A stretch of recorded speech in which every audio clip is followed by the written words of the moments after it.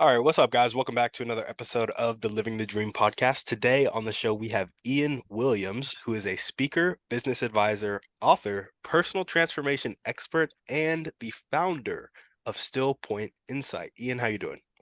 Doing well. Thanks for the opportunity to be here. Of course, man. Thanks for coming on the show. And we like to jump right in. So if you could start with telling us a little bit more about yourself and what you like to do for fun, that'd be great. Yeah, absolutely. So, you just mentioned a few. Author, I just released a book on February 21st of this year, 2023. So that's been an exciting journey. It's been an exciting month. Been a long time in the making. And what I do professionally for work is I'm a consultant with organizations focusing on process optimization, organizational development, and employee well-being and engagement. So we could talk a little bit more about that later on if you want to. In terms of what I do for fun, I usually keep it pretty simple. I consider my core well-being practices part of my fun. Love getting out in nature anytime I can, so whether that's a walk around the city or a camping trip, or I'm here in Minnesota, so sometimes it's up to the boundary waters. Really love being out in nature. Yeah, I love it. So out in nature, and is that the core well-being practice? Are there a couple others that you kind of sprinkle in there? There's definitely some other ones I sprinkle in. But that's the core one. Journaling. Journaling is one that Oh, I gotcha. keep close, right? Spend a lot of time at my desk. A lot of my work is virtual, but that's been a long time practice for me, a decade plus at this point. And, physical fitness, physical well-being is important to me, right? So whether that's aerobic or anaerobic, I enjoy going for runs. I enjoy, lifting and putting back down heavy things, or as heavy as they can be for me. Um, and, the other essential kind of suite of well-being practices for me are the energy arts: yoga, qigong, tai chi, meditation, martial arts. These are things that have become integral to my well-being, and uh, and I enjoy them. There we So that's go. probably it right there. Those are definitely the high points: journaling, energy arts, exercise, nature. That's a full life for me. I love it. I love it. Well, tell us a bit more about, let's start with the book. Tell us a bit more about the book. Absolutely. The book is entitled Soil and Spirit: Seeds of Purpose, Nature's Insight, and the Deep Work of Transformational Change. So I'm a big picture thinker, always have been. And one of the things that I'm really motivated by is the grand challenges that we find ourselves amidst at this time, in terms of humanity and civilization, really. Things like climate change, things like social justice. These are things that get me out of bed in the morning. These are things that keep me up at night. And the book was my attempt, my offering, an act of service to contribute to providing a solution to that grand challenge. And I say a single solution because I think it's a pretty grand gesture to try and solve all of those challenges in one fell swoop. But from my theory of change perspective, the way to do that, the single and simplest solution, is through revival of self. Right? I think if we all take that time to do the inner work, to find alignment with ourselves personally, socially, spiritually, as well as with the physical environment around us, that's really the most effective way that we can be an effective agent of change in the world. So, Soil and Spirit as a title is really metaphorical in the sense that there is a soil, there's a foundation, there's a substrate to a spiritual process. And that process of self revival for me is a spiritual process. That being said, I'm also using nature as an analogy, touch point, and teacher throughout the book. So it's really actually meant for people who listen to your podcast, those people that are in transition themselves and who are trying to find a way to connect with deeper meaning and purpose in their life. And it's not an instructional 1, 2, 3 steps to a better life, new you. It is an exploration of what it means to find purpose in life and how to actualize that purpose in the outer world. I gotcha. Yeah, that's so interesting that you talk about the way to solve a lot of the world's problems in one fell swoop is getting individuals to connect back to themselves. When did you first align yourself with that line of thought or reasoning? Honestly, it was experientially. In terms of when, probably goes back to the early teens, 2011 to 2014, 15 era. At that point in my life, I had been using substances for about a decade, and I was using them to mask underlying depression and anxiety. So I was Did you say basically early teens? self-medicating. What's that? Did you say early teens? Early teens in terms of like 2010, 11, 12, 13, 14. Oh, I gotcha. Yeah. I was like, you've been using it since you were four? I was confused there. Oh, Yeah. sorry about Um, and, as I really got serious about my own well-being, I realized I got to figure out what's going on inside of me if I stand any chance of making this a long-term sustainable path, that. of not using substances. I need to find more effective ways to deal with my emotions. I need to find more effective ways to deal with my mental health to address these things, right? Because I know why I'm using, but I don't necessarily know how to effectively address them.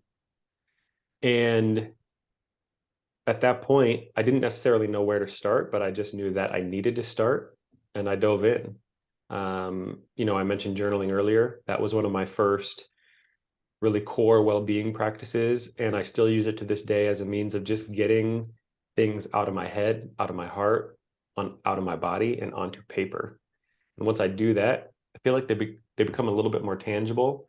It's also a process that allows me to writing the process of writing is a process that allows me to slow down my thoughts to the point where they're a little bit more digestible. It's a slower stream of consciousness, and so it's easier to follow.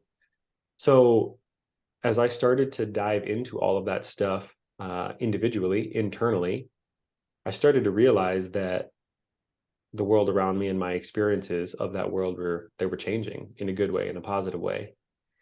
And so I just continued to tease the thread. I just continued to follow that breadcrumb trail and really commit wholeheartedly to that self-discovery process. And it led me to a lot of beautiful experiences in life, led me to a lot of beautiful people, a lot of beautiful discoveries about myself. And I probably wouldn't have been able to articulate it at the time, but now looking back, about a decade later, that process of self-discovery was really the thing that planted the initial seed for the book. Mm. That's really what the book is about: self-discovery, self-actualization, self-revival, and the opportunity to engage in that process. And now to be in a position where certainly it's an ongoing process, but I'm in a place where I can, actually enjoy some of the fruits of that labor over the last decade and a half. It's been a beautiful process. So I would say that's probably when it began for me. There we go.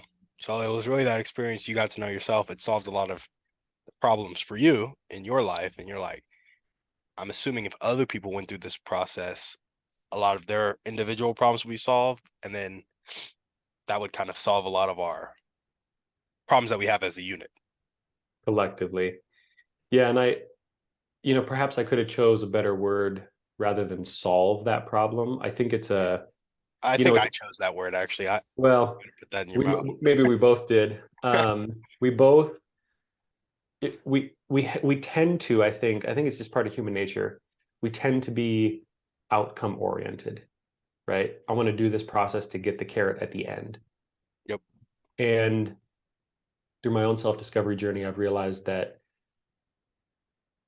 that's rarely the way it works, right? This is an ongoing process. And as soon as I started to kind of integrate that mindset into my day to day, it was a fundamental shift from I'm doing this in order to XYZ to I'm doing this in order to do it, Yeah. right? And there's a mindset shift in there that allows one to orient towards the process as opposed to the outcome. And I think some fundamental components of an effective process of self discovery, are things like courage, curiosity, um, certainly commitment you would toss in there because it wasn't all uh, rainbows and butterflies by any sense of the imagination, right? It was really diving into those core pieces of self that were causing me pain and suffering. And so dealing with those things was not necessarily fun. And I wouldn't necessarily use the word, like I've solved those problems, but I've learned a lot about them. And that awareness or that learning process has led to self-awareness. And that increased self-awareness has taught me a lot about, what I'm passionate about. It's taught me a lot about my skill set and how to effectively use that skill set when I'm teaching or working with clients. And so I think it's really like the underbelly of that process, right? The courage, the curiosity, staying committed to it along the way, where we learn a lot about ourselves. And that process of learning about ourselves, I think, is really what's going to become the components of change that we're going to experience and deliver to the quote unquote outer world. That makes sense. Yeah. Yeah. No, that makes a lot of sense. Well, tell us a little bit more about your motivation. What really gets you up and keeps you going? You said you wanted to talk about, or you wrote the book. I think somewhere on the subtitle is like taking humanity into the 22nd century, or is that correct? Yeah, it's one of the taglines for the book, Preparing Humanity for the 22nd Century. The reason that that's a tagline is because one of the things that really motivates me is climate change. I think it's a pretty, with the caveat here that this is probably one of my most extreme opinions about it. The sixth mass extinction is kind of knocking on our door, you know, um, and we have an opportunity, not just an opportunity, we have a responsibility to answer that calling. And so when I really zoom out, into the 30, 40, 100,000 foot view, that's the thing that, again, it gets me out of bed in the morning, but it also keeps me up at night. The reality is, if we can't figure that out, we're going to have a lot more challenges coming down the pipeline in the next century. And the science tells us we're in this pivotal decade, basically. And so that's a huge motivator for me. With that being said, you can't really talk about climate change and climate justice without talking about social justice. They're two wings of the same bird. You know, climate change at this point is impacting millions and billions of people across the planet. And, if, of course, we're speaking in generalities here, but if we're privileged enough to be having, this conversation, if we're privileged enough to be listening to this conversation via podcast, chances are likely that we might not be in that demographic that is already experiencing these cataclysmic changes, right? So I think we need to keep it in context in terms of this is something that is already impacting humanity. This is already impacting us globally. For some of us, we're just a little bit more insulated than others, right? And I spend a lot of time thinking about this problem. Um, Maybe I could define it differently than problem, but I spend a lot of time thinking about this.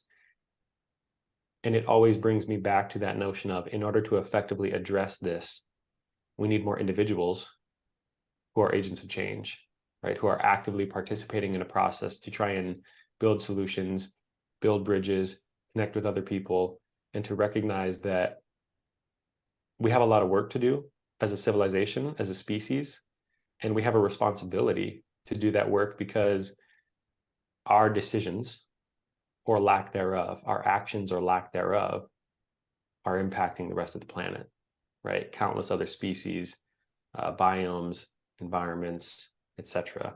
And so, this notion of soil and spirit, nature's insight, and the deep work of transformational change, one of the central themes or ethos of the book is we need to find a way, again, collectively, because there are already communities that are out there doing it, and have been doing it for a long time, find a way to live within the bounds of natural law, right? This notion that we can essentially control the environment, we can control the physical landscape. With that comes a hubris that is creating a lot of challenges for us, right? We're creating a lot of our own, we're manifesting a lot of our own challenges as a species and a civilization. And so the opportunity to recognize that and to take a step back, to find some stillness within, to find some inner alignment, and the opportunity to say, what would it look like to do things differently? Not just more sustainably, because sustaining the path that we're on is basically just slowing down the inevitable, right? But really find a way to live more regeneratively, coexistence with one another and the natural world. And I think that process is a process of transformational change. And in order for it to happen collectively, it has to happen individually. Mm, I got you. So it's because I hear sustainability a lot, but it's less on that front and more on the learning to live in harmony with nature in a way that like kind of leads to its regeneration instead of like, we're slowly destroying it. What you got to educate me on climate change because to be frank, I don't know anything about it. And so what are like the major debates, like top 3 or 5 like major pain points for climate change, and then like what is there to actually be done? So we have like a lot of people on the planet and we think about living in harmony with nature in that sort of way. The first thing that pops in my head is like stone ages basically. And so what would that look like in a modern world as well? Mhm. This I is know an that's a big interesting question. question. Yeah, that's a I huge think question. I think it brings us to a really rich space. So I'll try and answer in some sort of, you know, cohesive manner that's cogent along the way. But from a from a major talking point standpoint, I look at it on a continuum, right? You've got people who are climate activists on one end of the continuum. This is their day-to-day work, right? And you have people on the other end of the continuum who say either climate change isn't real or I don't care about it. And you've got people everywhere in between. And so the perspectives on climate change are just as diverse as the number of people on the planet. In terms of, the science around it, the International Panel on Climate Change, which is the UN's governing body or panel focused on climate change specifically, has been putting out a few reports over the last several years, which are analyzing and kind of aggregating some of the most up-to-date science around climate. And like I said earlier, we've got about a decade to curb global emissions. And when I say emissions, I'm not just talking about carbon, I'm talking about greenhouse gases in general. But the big one is carbon, right? That's the one we often hear about. And the reason that curbing greenhouse gases is important is because as those greenhouse gases build up in the atmosphere, they create to global warming. And as global warming happens, it's creating the instability and increased intensity of climate change, right? So for me, I live here in Minnesota, and we're used to our winters, right? We spend half the year basically in winter. And I think we need to recognize that there's a difference between weather and climate, right? Weather is more day to day, month to month. Climate, we're talking about over longer periods of time, but that climate is changing, at least for me here in Minnesota, right? In the decades that I've been on this planet. Winter looks a lot different here in Minnesota than it did when I was a kid. So, high level contextual understanding, right? We've got these greenhouse gases that are contributing to global warming. And then we have different perspectives around how important or relevant that is and what extent we should go in order to address it. Okay. In terms of what are the things that are contributing to it, there's a fantastic book out there, which was released, I believe, 2021, called Speed and Scale by John Doerr. And he basically goes through a punch list, right, of how to get to global net zero emissions by 2050. And this is a monumental task, just to put it in perspective. And those lever points are, a few of them are cleaning up industry, right? So things like steel, concrete, the grid, right? And we'll talk about that in a moment, right? But a lot of our grid here in the United States is still powered by burning coal. We're hearing a lot about the renewable energies of wind and sun, and those are great, and they're scaling. but we're still burning energy. We're still burning fossil fuels in order to create energy. That's putting greenhouse gases in the atmosphere. So one of them is cleaning up industry, and that's a multidimensional conversation. One of them is making our grid carbon neutral. So that's a huge one, and it can happen in a number of different ways. One of them is electrifying transportation, right? So as we drive around in our vehicles, which are using gasoline, which obviously comes from oil, those internal combustion engines are burning those things, creating fumes, that's creating greenhouse gases. If we can electrify transportation, that makes transportation net zero from the standpoint of driving the vehicle, right? We're still not necessarily having a conversation about the imputed costs of the steel that's required to make the vehicles, the precious metals and other things that are required to make the batteries, but electrifying transportation is key. Agriculture and industry, right? So here in the United States, heavily dependent on corn, soy, wheat. These are commodity crops, which means they're grown in mass in monocultures. In order to sustain those monocultures, which is not something that is natural, you don't find monocultures in nature. You've got farmers driving tractors back and forth across the field. You've got farmers putting down chemicals on the soil in order to, nutrients in order to support the crops. So there's all of these imputed costs, right? If you're buying produce and it comes from California, it's been transported several thousand miles, depending on where you live. So all of these things, it's a multidimensional conversation. It's super deep, and there's nothing about it that isn't interconnected. It is one challenge. So it's really hard to break it down and have a monolithic conversation about it, because it's all interconnected and interrelated, right? But those few things that we just ran through are key. We also need to protect nature, right? We need to actually conserve the wild parts of the earth that we still have left. Biodiversity is key. If you think about natural law, diversity is actually what creates resiliency in nature, right? Again, monocultures, it's just like the lawn, right? Like you don't find lawns of monocultures of a single type of grass out in the natural world. Well, the earth doesn't sustain that, right? So diversity actually creates resilience.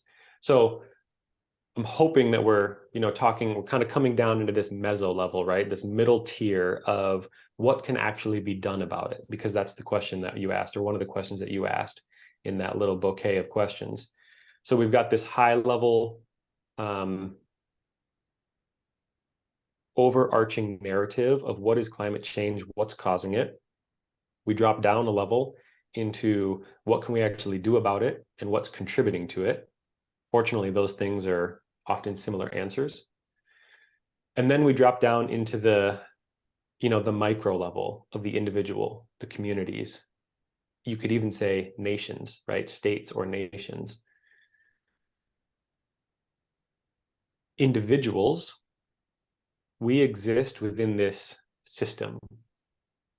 And we might not all be responsible for the decisions that were made by our, forefathers and mothers, but we live in the system as it exists now. And that system has to fundamentally be altered. It has to be, quite frankly, transformed in order to find a more quote unquote sustainable way of living, right? By the standard definition of sustainable. And I usually don't use that word, but for the sake of this conversation, we can go with it. It starts with awareness, right? For someone like you to ask the question, educate me, I need to learn about it.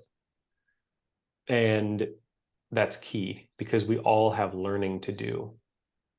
And then once we have some general understanding of this giant behemoth of a topic, then it becomes a question of the self-awareness. Where do I fit into this solution? How am I contributing to these challenges? And learning about those things gives us insight as to what are the things that I can do in my life on a day-to-day, week-to-week, month-to-month, year-to-year basis to become part of the solution, right? So it's not only multidimensional, I like to say it's top down, bottom up, but it's also in to out and left to right and right to left, right? I mean, we have this 360-degree view of how we relate to it, how it relates to us, how the natural world impacts our daily lives and et cetera, how we impact the natural world with our decision making on a daily basis.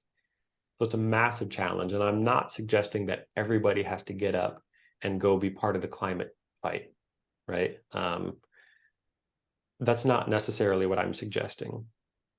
But to bring some perhaps optimism and positivity to the conversation, this challenge effectively sits at the intersection of public and private, right? We have private industry that is, of course, connected to policy, but also slightly adjacent to it. So we have this intersection, right, of public and private, and then we also have people like you and me, purchasers and consumers, who are also somewhere in that mix. And in order to effectively solve this problem, we need to meet at that intersection. We need to create solutions within that intersection. In order to do that, we need individuals who are willing to cross the bridge, right? To extend the hand across the aisle, shake hands and say, look, let's have a conversation about how we can, it might require compromise, but more importantly, how can we negotiate? And equally importantly, how can we innovate, right? So you said one thing, which was, when I think about living with the natural world, I think about going back to the Stone Age. And I think that's a pretty common perspective, right? Because it's like, well, do I have to do away with my cell phone? Do I have to do away with my technology? Do I have to do away with my vehicle? I think in the short term, there's going to be some difficult answers, right? And I think some of those answers are going to be yes, we do have to, if we really want to sustain human life and many other forms of life on this planet in the short term. In the long term, and this is part of what the book is about, is not necessarily that we have to do away with all of human progress. That's not at all what I'm proposing. Rather, we need to find a way to let our innovation as a species become a bit more connected or more completely connected to the natural world and natural law. And I think the way to do that, again, is through the individual, us learning about ourselves and figuring out, okay, I might not be the person who's going to change careers and move into, green energy, but I can be the person who takes time to do away with my lawn in the front yard and move from a monoculture to a polyculture, right? And have multidimensional species in my lawn, because that's going to support the pollinators support the food, et cetera, et cetera, et cetera, right? It's all interconnected. There's this trickle-down effect. Yep. So it's a huge topic, and it's really hard to digest. And for me, one of the things that I've experienced over the years is when I try and take it all in one gulp, it becomes debilitating, right? It's like, well, it's so big, and what can I do? I'm just one person. And that's part of the reason why I wrote the book, not just about climate change, but about any grand challenge like this. The one thing that we can do as individuals is we can go within ourselves. And again, we can find that stillness and that alignment and engage in that self-discovery process in order to figure out, how do I want to show up? What skills do I want to cultivate? And how can I use those skills and that self-awareness in order to be a part of the solution? So hopefully, again, that was somewhat cogent and coherent as we kind of went through some of those different levels in a crash course. Certainly it's I should again put the caveat in there that was a drastic oversimplification. But for those that maybe, are starting from square one, hopefully it was a helpful orientation class. It was really helpful. I mean, like, I've heard conversations about it, but I never like details. And something I've always been skeptical of. You talked about the difference between climate and weather, which is such a good distinction. Such a good distinction. But I also wanted to ask about, there have been times in the Earth's history where the climate changed and humans weren't like, pumping out all this, the greenhouse gases that were destroying the atmosphere, causing global warming. And so that is definitely my like first objection, and I feel like a really common one. And so like, what caused like the ice ages when the climate really changed, and how is that different from what's happening right now? Yeah, so the first thing I want to say is I am not a expert by any means on long-term history of the planet, okay, and the climactic changes that have happened over thousands and thousands of years. Certainly, I have this conversation a lot, though. My response to it is, yes, the Earth has gone through its own changes, right? There's no question about that. I don't think anyone's debating that. However,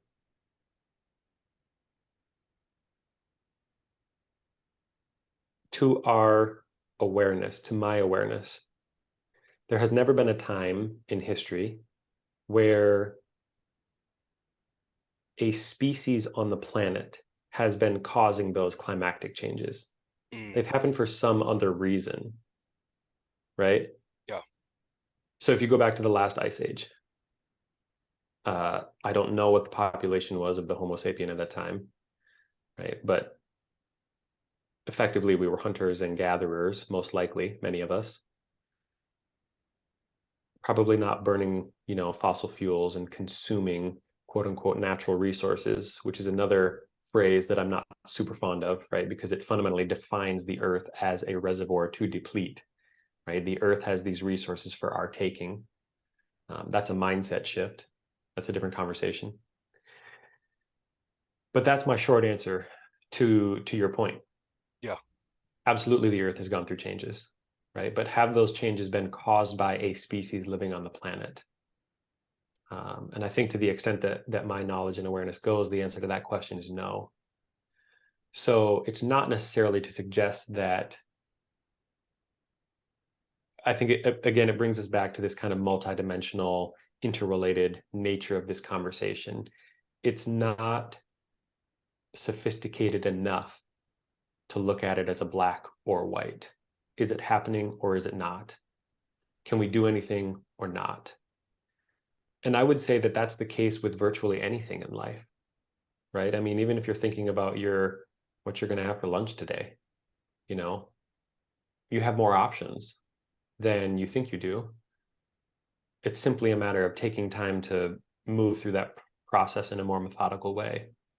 And so I'm not sure if that scratches your itch in terms of the whole climate change and that point of contention that you brought up, but it's usually the answer that I give. And the reason that it's often the answer that I give is because I personally, through my own self-discovery process, have learned over the years that I stay the most constructive and conducive to being an effective agent of change when I'm focused on solution building rather than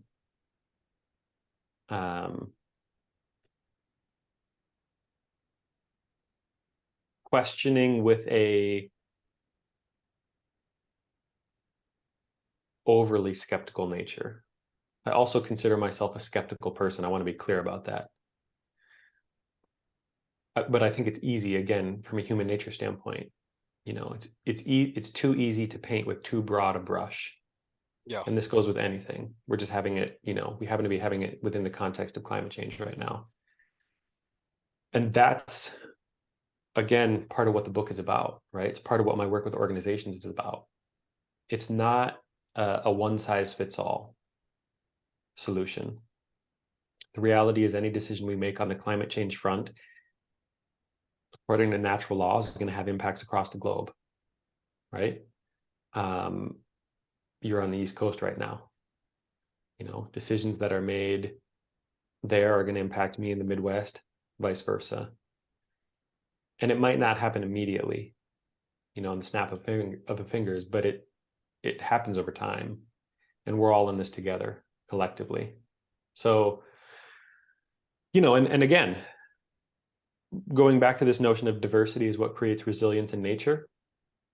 Diversity of thought is also part of what creates a rich society. So I am by no means suggesting that we should all move into this, space on the continuum where climate change is real and we need to do something about it. The reality is, I think rich conversations like this create opportunity for innovation. These points of contention among humans create the space for us to innovate, whether it be socially or technically. you know this is what evolution looks like. We try it out, we see if it works. Doesn't, we learn some things, we try again, works a little bit better. It's that iterative process. And I think we're at a point right now, again, where the science is suggesting we just need to iterate a little bit more intentionally in these next few years. I gotcha. I gotcha. Well, I appreciate you diving deep and willing to have the conversation and even answer the somewhat contentious question. I'm sure many people have had many arguments about that question.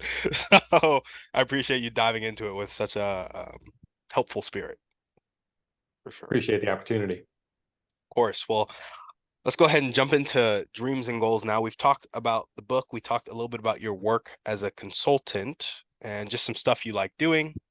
But what's your like vision for your book, your company, and your life? I have moved away from being as goal oriented as I used to be, being as vision oriented as I used to be. And part of the reason that I moved away from that process, not that it still doesn't have any, place in my life, it certainly does, is because I've learned over the years that when I make a plan and I stay committed to that plan, it often, for me, creates a sort of tunnel vision that makes me a little bit less receptive to the signs and signals I'm receiving to the world around me. Mm-hmm. So I'll answer your question in generalities, and if you want me to pin down to be a little bit more specific, please do. Certainly, if the listeners have made it this far, they know that I'm passionate about climate change, right? Um, as a consultant, that's one of the demographics of organizations that we really like to work with. And I say we, it's not just me. Are companies that are innovating for addressing the climate crisis at scale, right? So these really innovative solutions, many of them are tech oriented, but not all. We see ourselves as capacity builders, and so we want to help those innovators build capacity. That's one thing that I'm really passionate about.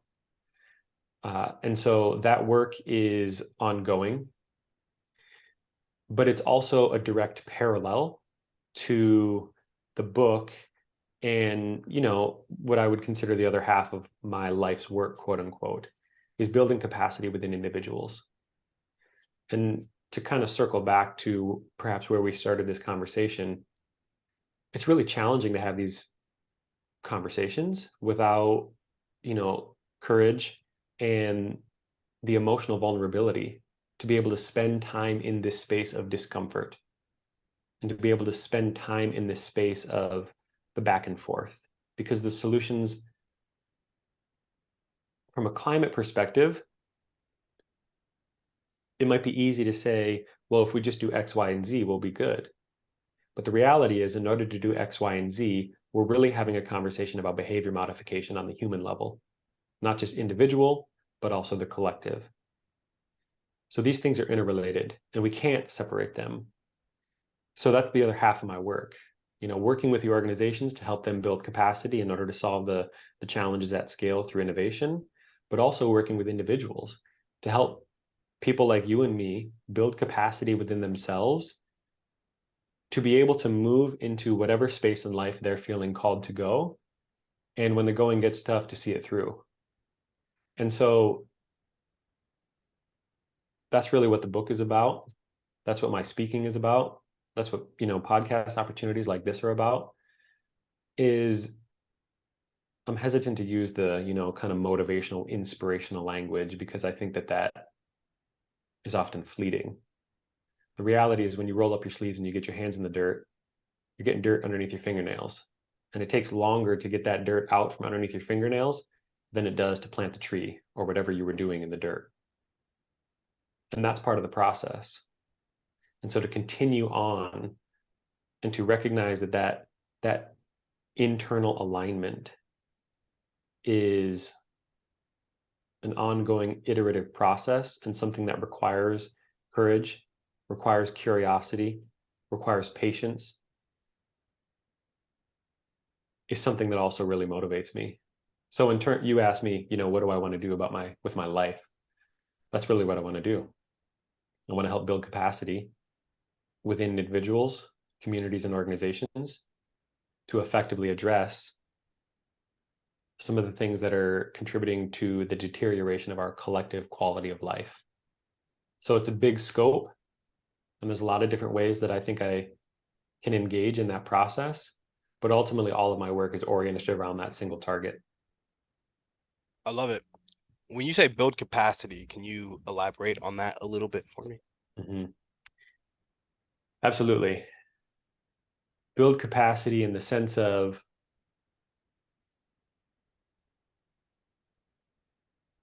just trying to think about how to answer that question without using hypotheticals. Are you speaking to like infrastructure? Or are you speaking to If I'm speaking about organizations, I'm largely speaking about infrastructure, but I'm also speaking about the people capacity of the organization, right? gotcha. So there's a method to our madness in terms of the way that we work. Maybe that's how we can kind of make the conversation a little less sticky. With our work with organizations, it doesn't always unfold like this, but we have a bit of a 1, 2, 3 process. The first is focusing on organizational development, organizational infrastructure.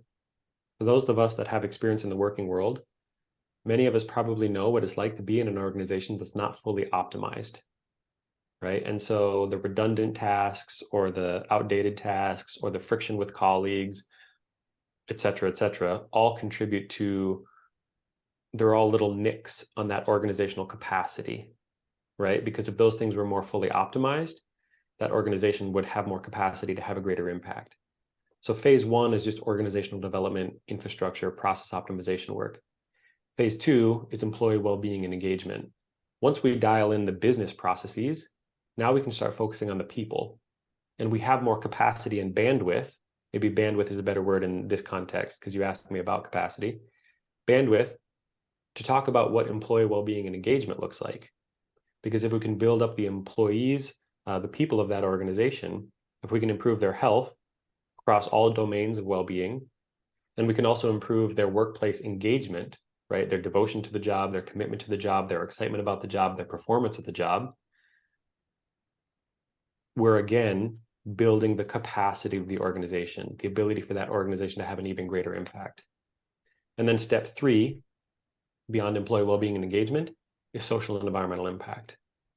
So for the people out there, one common understanding of this might be like corporate volunteering, right? If there are people that have experience in the corporate world, they might get a bank number of hours. They might have a set number of events every week or every year. Every organization does it differently, to go engage in something volunteer-oriented outside of work, theoretically something you're passionate about, or it's an opportunity to be of service to the community. So those three things, for us, make it a more holistic conversation about building capacity within organizations. And again, to go back to the whole climate change thing and just to use that as a contextual binder, there are many organizations out there that are innovating.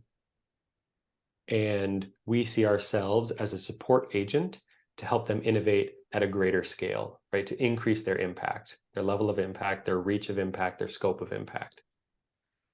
From the individual, I look at it much more from an emotional resiliency standpoint. Again, for people like you and me to have an organic conversation like this around, well, let's like tease some of these threads in climate change. You've asked me some questions that I've taken the opportunity to, for lack of a better term, maybe educate on. But there are also things that I'm learning from this conversation about not only the questions you've asked, but the way that you've shown up. And I'm going to take those things with me as I move through my day and self-reflect, right? That's all I mean, is taking it with me so that I can self-reflect. Because as I do that self-reflection process and I continue that self-discovery process, I'm building capacity or bandwidth within myself to show up more effectively in the next conversation, in my next interaction, right? On the next podcast. And again, two wings of the same bird, two sides of the same coin. For individuals like you and me to recognize, you know what, I got a little bit more gas left in the tank. And I can go devote that to X, Y, or Z, this thing that I'm passionate about. for me over the last couple of years, it's been, you know what? I can write this book that's been kind of noodling and rolling around in my head for a while. I'm going to commit to this and I'm going to see it through. And it started as a 90-day stretch goal and it turned into a 2.5 year saga, right? Yeah. Um, the thing that kept me going, one of the things that kept me going in the moments in the mornings where it was difficult to write, was the fact that it's fundamentally an act of service. I'm not necessarily writing the book for me so much as the book itself is an act of service for others. It's an offering to the world. There's a capacity, for me, I view it as a capacity nature. And that emotional resilience is important. Um, some people might be familiar with the term emotional intelligence.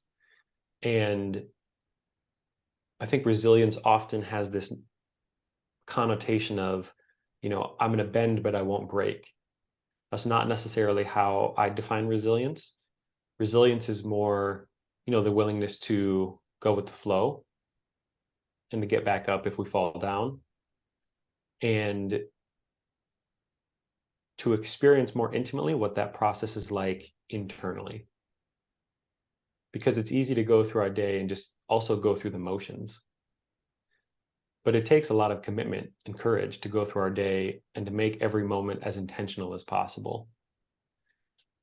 So again, this is kind of the other half of my work. How do we build capacity within individuals to step up to the plate and swing the bat, knowing that they're going to strike out sometimes, but to go right back to the dugout and get right back in line and step back up to the plate and swing the bat again, because this is what we're here to do, right? We are a collective. And as a species, we are not only intimately connected with the natural world, but we're also intimately connected with one another because we're natural beings. And so developing that human capacity, that human agency to persevere, right, when the going gets tough, to demonstrate compassion when the moment calls for it, whether that's compassion with self or with others, to strive for understanding and mutuality so that we can find common ground to have the difficult conversations that are going to be required to address the grand challenges. These are things that, again, to me, they're fundamentals. They're the underbelly, they're the substrate, they're the soil of what it's going to be required to really effectively create positive change in the world. So that's what I'm passionate about. Yeah, absolutely. I love that. That was a really good explanation of capacity and how it shows up with organizations and then how it shows up with people. Curious, what are the top 1 to 2 skills that you're developing right now that will help bring this kind of big vision you have for the world into fruition? Not sure that you would call them skills, not sure that I would call them skills. One is curiosity, to continue to stay curious about the process. And the reason that I say that is because it's, in my own experience of life, led me to a lack of curiosity has led me down some dark paths, right? Yeah. And often led me into a space where it's like, well, I think I know the answers, and so I'm just gonna move ahead. And that can be really detrimental, right? When we don't stay receptive to the world around me, or the world around us. So curiosity is one. And the other that I would say is clarity and perception, being willing to do my best to see the world as it is and not what I'd like it to be. And the reason that I say that is because it's easy to put on the rose-colored lenses, and I don't necessarily mean that in like, let's just make everything, you know, soft, warm, and fuzzy, but rather to see things for what we want them to be. Interactions with other people, and we perceive a certain intention, but they didn't come from that, they're not coming from that space. And so a week down the road or a month down the road, now all of a sudden there's this little point of contention because I perceived it differently than they did or whatever. Um, And clarity also from the standpoint of the way that it looks now will likely change, and I need to be willing to adapt and change my mindset and perception along the way. So again, perhaps some listeners out there might not call them skills, but curiosity and clarity are two things that I think are integral to my own process in terms of staying receptive and effective. Gotcha. I could definitely see the both ways. It not being a skill, but I could definitely see it being a skill. Like curiosity can be a muscle that you exercise, and especially the clear perception, not having the rose-colored glasses on. That's a skill of knowing how to deal with your ego and kind of get out your own way, for sure. Well, awesome. What character trait do you most need to develop right now to kind of bring this into fruition? That's an interesting question because I feel like I was just talking about it last night with a business partner.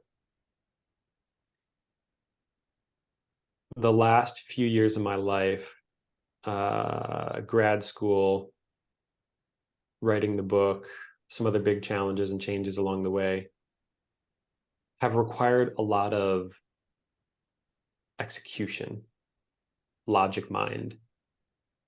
And I haven't been as receptive as I would like to be. Mm.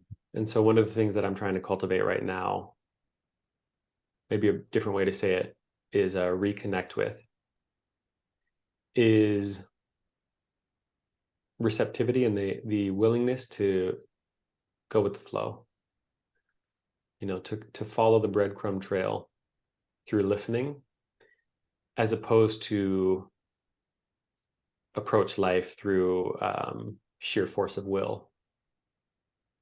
So that's actually one thing that I'm working on right now. Putting the book together was a monumental, required a lot of diligence, Yeah. and now that the book has been released, we simply enter the next chapter, no pun intended, which is how do we share the message? Yeah. That's a different nature of work than it was to craft the message itself. So I'm excited to learn and experience what that process of reconnection is going to look like. There we go. All right, we got one last question for you. If there were one or two people that you can meet right now, and this could be a specific person or a type of person, and they'd really help you take that next step towards this big vision that you have, who would they be and how would they help you?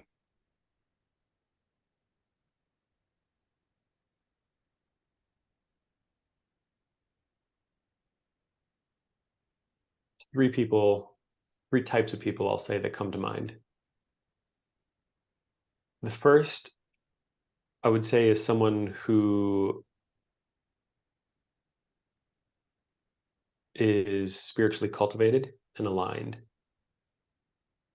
Someone who has realized um, the truth of self to the fullest extent possible in this lifetime. That's something that I'm really passionate about and a journey that I definitely still feel like I'm still on. Yeah. And so from a personal and spiritual development standpoint, that'd be the type of person. From a tactical standpoint, two types of people. I'm always looking to learn more about climate change and the multidimensional nature of it, interrelatedness of it. And so, there are giants in the field who we're fortunate enough to have access to in this age of technology and information, right? Or more access to, where we can read the books and listen to their podcasts, etc. So that's another type of person. And the last type of person, the older I get and the more I do this work, the more I realize that public policy is essential. We need to enact policy changes. And I've long since avoided that space for a number of reasons, which we don't need to dive into. But politics was a big thing in my house growing up, and I think I kind of moved away from it. Gotcha. And that's another. And so to be with someone who has experience, kind of firsthand experience, boots on the ground experience of what it looks like to be in the trenches of public policy, I think I'd have a lot to learn from that person as well.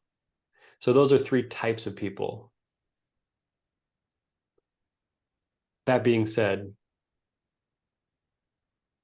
I have something to learn from everyone, and so the reality is anyone that I come across is someone that I'm excited to meet. There we go. Well, awesome. Ian, that's all we got for you, man. Is there anything else you want to chat about before we sign off? I think we covered the bases pretty well in the conversation. The book is out. Find me, on the internet. Find me on social media. The handle is at Revive You and I. Reach out. Please connect. It's part of the reason why I do these, because they lead to, interesting conversations and connections elsewhere. And also because I love consuming podcasts, right? And there's a lot of rich conversations that I've learned a lot from along the way. Most importantly, going back to that conversation about capacity, we just encourage everyone out there to think about what does that look like today for them, and to spend some time being intentional about that self-reflection process today and build that intentionality, flex that intentionality muscle, because it's going to take all of us to address some of these grand challenges, not just climate change. Social justice is another one. Perhaps we need the part 2 to talk about that. And I think it just makes the world a richer place. So hopefully this provided some value to the listeners and a little bit of motivation and inspiration, but also, a bit of courage to dive deep and drop down into that next level. Yeah, yeah, for sure. Love it. Well, we'll have to have that part 2 then. Yeah, I would appreciate it. Awesome. Well, if you guys are listening to this and you loved what Ian had to say, make sure to check him out. All the links to do so will be down in the show notes. Thank you guys so much for listening. Ian, thanks for coming on the show. Appreciate it. Thanks for the opportunity. Of course. And we will see you guys on the next one. On that note, we're out.